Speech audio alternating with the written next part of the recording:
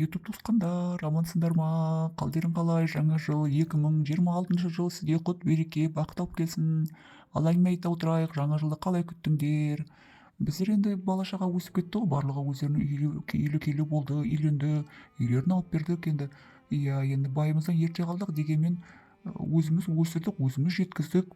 31 күні енді менің 3 құрбым келді, сол төртеуміз отырдық, әңгіме-дүкен құрдық. Олар дейтін екеуі менен жас, екеуі менен үлкен, 60-қа таяп қалған. Бірақ 60-қа таяп қалған деп айта алмайсың, себебі өздерінің бойын күтіп қалған. Олар да дейтін бала-шағалар барлығы өсіп өніп кеткендер ғой, иә. Әлгі бір құрбым дейтін, атын айтпай ақ қояйын енді, бір құрбым дейтін өзінің жас альфонс жігіті бар, сол сен жігітің альфонс десем ренжиді маған. Қой қарағым, ол альфонс емес деп. Альфонс емес болса оны киіндіріп, не соры бар, киіндіреді, өзі шетелге барса өзінің немересін, баласын алып кетудің орнына ана жігіті сөмпейтіп алып кетеді. Жігіт өзіне 20 жас кіші. Сен балаңнан 4-ақ жас үлкен ғой десем, маған ренжиді бұлтыш болып. Мен бетке айтам ғой енді, иә. Бетке айтам мен. Бетке айтпаған дос ол дос емес қой. Оны деген ана Дубайға өткенде барды, иә, Дубайға барады, ананы сөмпейтіп алып кетті қасына. Бұтына деген трикосын, шалбарын, барлығын рубашкасын алып береді, не сұмдық құрсын. Одан да дейтін немерелеріңе бермейсің ба деп. Ол енді немерелеріне беріп жатыр ғой, енді бар әйел ол дейтін өзінің ипасы бар, өзінің машинасы бар. Бірақ енді дейтін ол заманда бұл заман өмір бойы біз ата бабамыздан келе жатқан заң ғой. Ол дейтін ер адам әйел адамға көмектеседі, ол дейтін үйдің отағасы болу керек. Қазіргілер деген үйреніп алған, сүмпейіп алып, осы бар әйелдің қалтасын тіміскілеп жүреді. Ана дейтін ол еркек дейтін сенен де басқа адамдарға барады ғой, жастарға. Сен соны білмейсің ғой десем, жоқ мен оны сүйем, мен оны күйем деп. Не сұмдық ол дейтін. Анау дейтін уыздай жас. Андасына кейде бір кері отырады да, жаңағы қызылын алып келеді, өзі қызын алып келіп ішеді. Ішіп отырып маған жылайды. Мен жігітім дейтін, жігіттің атын айтпай ақ қояйын, иә. Мен жігітім дейтін кеше келді, ұйықтап кетіп қалды деп. Ұйықтап кетіп қалды, айғыры да оянған жоқ деп. Я ол сөзінің ұяты жоқ. Сен деген топассың ба дедім, сен деген осығаннан кейін әлі миыңа жетпей тұр ма?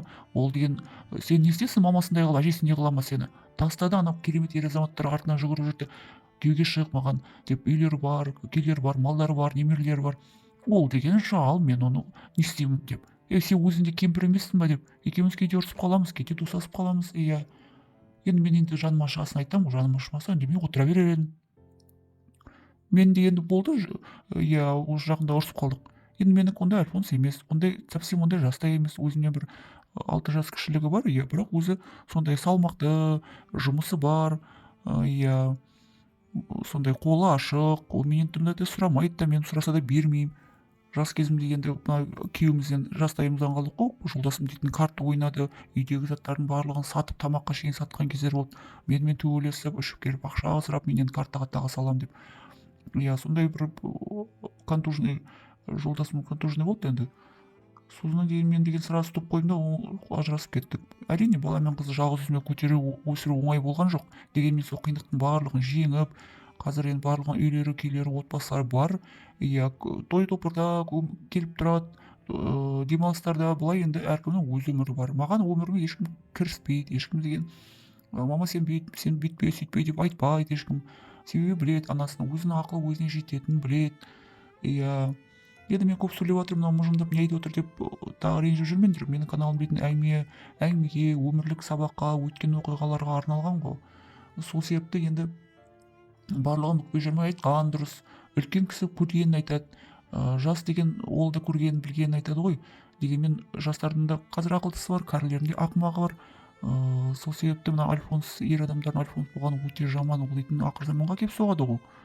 Ол дейтін өзін асырай алмаған адам отбасын да асырай алмайды. Ол қашаманға дейтін кәрі әйелдердің қасында етегін бағып жүреді. Сондайды мен вообще жек көретін адаммын. Әрине әркімнің өз өмірі бар ғой. Ешкімге қазір дейтін қақпақ бола алмайсың, ешкімге дейтін тыя алмайсың. Айтсаң қазір ренжиді. Сол бір айдай сөйлеспей қалғанымыз бар, солай айттың сен маған деп. Мен айтамын, оны жақсы, онда өзің қалай ұнайды солай жаса. Қалай сенің ақылың шеше, солай жаса. Мен деген саған кіріспей де қояйын. Жаным ашиды. Оның алдында да бір жас жігіті болды.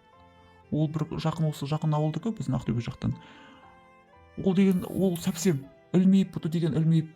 Мен айттым, мынауын қайдан тауып алдың сен деп.